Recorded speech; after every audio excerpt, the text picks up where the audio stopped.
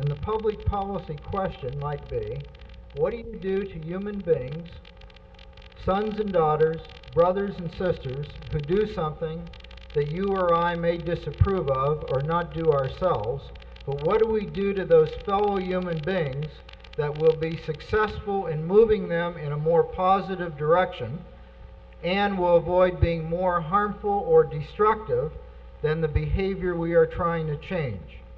How many people use marijuana? That's certainly a relevant piece of information because we would think differently about the phenomena or about the impact of our policies if it was a phenomena restricted to 10,000 people or even 100,000 people. The number of people that the National Commission on Marijuana and Drug Abuse will report to you in 3 weeks have tried marijuana in this country now numbers somewhere between 26 and 30 million Americans. The issue of decriminalization is a conservative issue. It has been harmfully and falsely labeled as a liberal issue. My interest in it is the issue of freedom of an individual and the rights of an individual versus the growing powers of the state.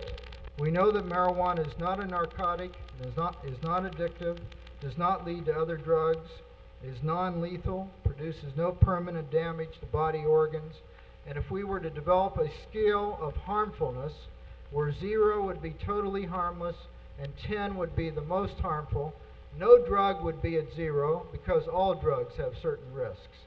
Caffeine would be at about 1 on that scale, marijuana at about 3, and tobacco and alcohol at 9 or 10.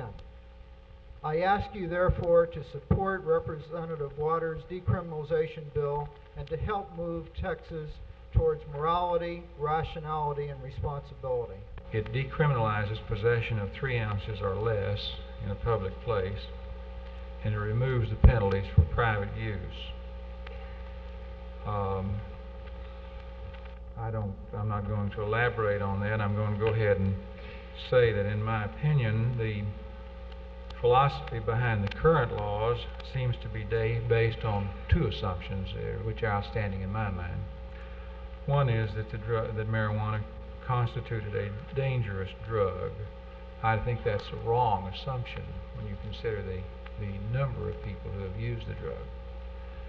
Also, I think another assumption was that the fear of felony would deter use. I think that's a wrongful assumption. Is there any medicinal use of marijuana? Well, certainly in glaucoma, an eye condition has been shown to decrease the intraocular pressure.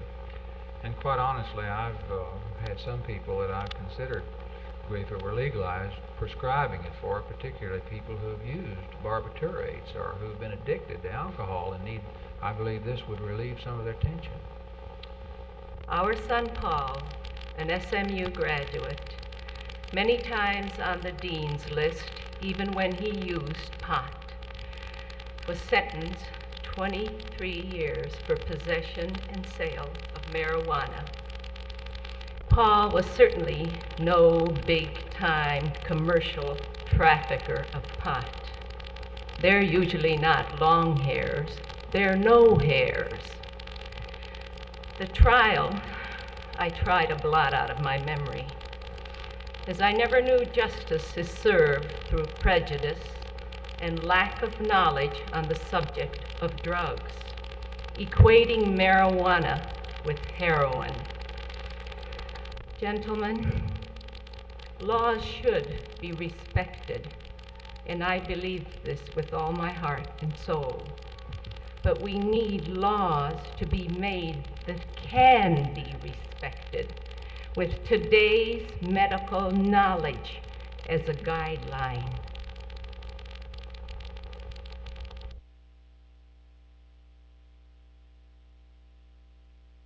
On the majority of the cases that I made, the people are already out.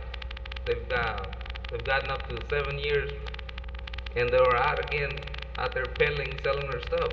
Now, I'm in favor of the bill 447, especially the penalty phase 16 to life, 16 years to life.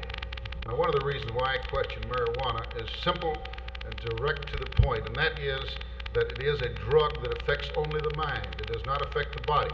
In all of our research at both the human and infrahuman level, we have demonstrated that marijuana significantly decreases a particular stage of sleep, percentage of time spent in sleep. That's not the amount of time spent asleep totally, but the percentage of time selectively spent in a particular stage of sleep. Our educated guess is that 3 to 4 times a week using marijuana will produce this type of disruption of sleep pattern that will result in this type of change in lifestyle and an individual being less productive in a society. That is your educated guess. That's our educated opinion based on the animal data in which we have seen this, and based on the data with humans, which we have to date, which are 100% parallel in results to the point that we've gone with humans with the animal data. But you don't have any testimony here tonight to show in your research that moderate use of marijuana causes these changes. Well, I guess you'd have to define moderate use then.